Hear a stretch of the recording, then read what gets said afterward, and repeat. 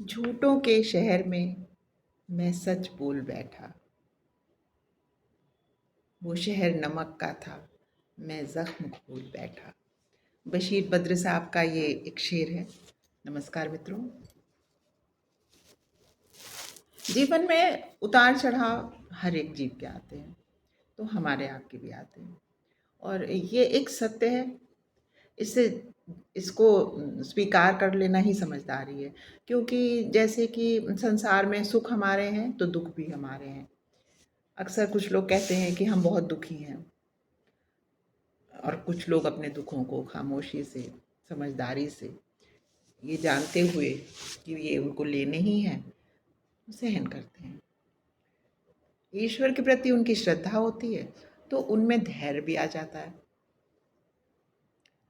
परंतु जब हम अपने भगवान पे श्रद्धा नहीं रखते, ऊपरी तौर पे तो हम सब कुछ करते हैं, व्रत करते हैं, मंदिर भी जाते हैं, लेकिन बात तो विश्वास की होती है ना। अगर विश्वास ही सच्चा नहीं है तो फिर ये सब तो किसी काम का नहीं है। और जिसको भगवान पे भरोसा नहीं होता, उसको ही अपने दुख दुख लगते हैं और सुख सुख लगते हैं। जो ईश्वर पे एकदम शरणागत रहते हैं, 100% ये बात जानते हैं जो कि सच है, कि सच और ये सुख और दुख सब हमारे ही हैं और वो हमको लेने हैं, हमें स्वीकार करने हैं, कोई चॉइस नहीं है। तो जैसे हम सुख लेते हैं ना आगे बढ़ के, उसी तरह दुख भी लेना है। ये दुख और सुख क्या है? हमारे टास्क हैं। इसी के लिए हम यहाँ पे आए हैं। यहाँ सिर्फ भोजन करके, धन कमा के, सोने के लिए और फिर यहाँ से मृत्यु को प्राप्त होना ही हमारा एक ध्येय नहीं। बहुत सारे टास्क हैं जो कि हमारे बकाया हैं, जो कि हमको कंप्लीट करने हैं। तो वो सारे टास्क हमको इसी तरह आते हैं, दुख के रूप में, सुख के रूप में।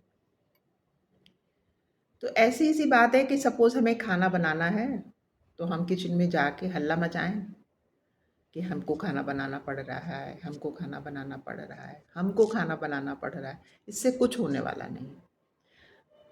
संतोष और समझदारी और धैर्य की बात यही होगी कि हम जल्दी से जो कर सकें, जितना मैक्सिमम कर सकें, क्योंकि बनाना तो हमको है ही।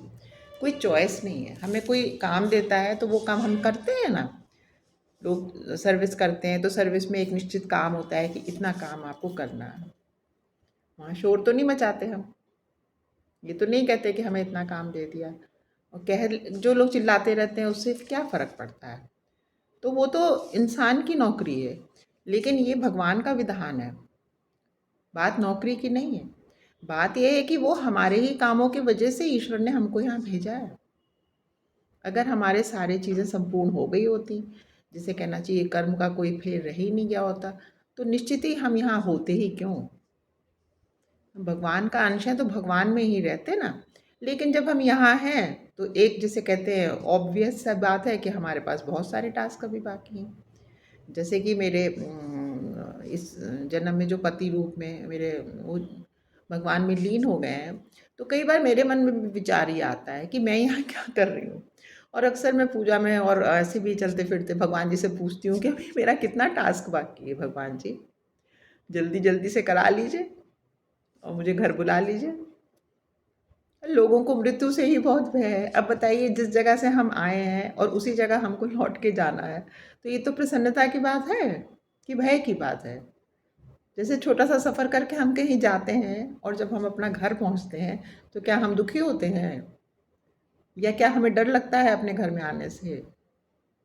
नहीं ना। तो मृत्यु से क्यों डरते हैं लोग? ये बात तो मुझे आज तक समझ ही नहीं आती है। क्योंकि कभी मृत्यु की बात करो तो लोग कहते हैं, "अरे! अरे! ऐसा ना बोलो, भगवान ना करे।" अरे सच्चाई यही है कि वहीं से आए हैं और उसी लोक में चले जाना है। यहाँ कोई परमानेंट नहीं है ना? और वैसे भी जो दुःख अपने सुख हैं सब जगह बताने से बड़ी खराब बात है। क्योंकि हर इंसान अपने सुख-दुःख में लगा हुआ है ना? ये ऐसी-सी बात है कि हम अपना काम दूसरे को बता रहे हैं तो दूसरा खुद ही अपने काम में लगा हुआ है। तो जब सभी लोग अपने-अपने काम में लगे हुए हैं तो फिर हमें अपनी चीज़ें क्यों बतानी है दूसरों को? है ना? जो अपना जैसा भी है वो हम अपना निपटाएँ, अच्छे से निपटाएँ। तो अपनी पीड़ा से दिखाइए मत, चेहरे पे हमेशा मुस्कान रहे। बहुत तकलीफ़ हो, बहुत कम नहीं चैन पड़ रहा हो, तो हमारे प्रभु जी हैं ना, उनसे सब कुछ कह लीजिए। हालाँकि उन्हें भी सब पता रहता है, लेकिन चलिए उनसे कह लीजिए।